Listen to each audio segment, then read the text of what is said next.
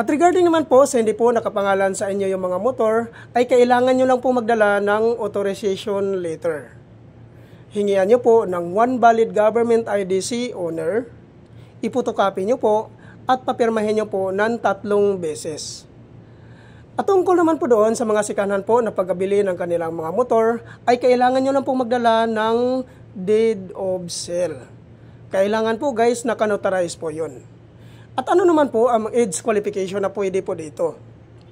Ang pasok po dito guys, which is yung 18 to 60 years old.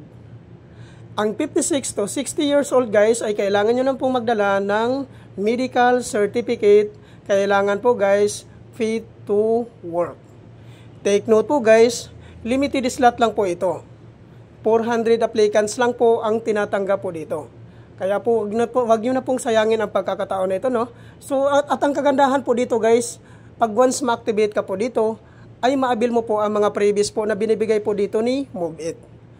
Ano po ba ang previous na binibigay po dito ni MoveIt? Ang number 1 po dito, guys, which is yung pre-helmet. Number 2, pre-raincoat.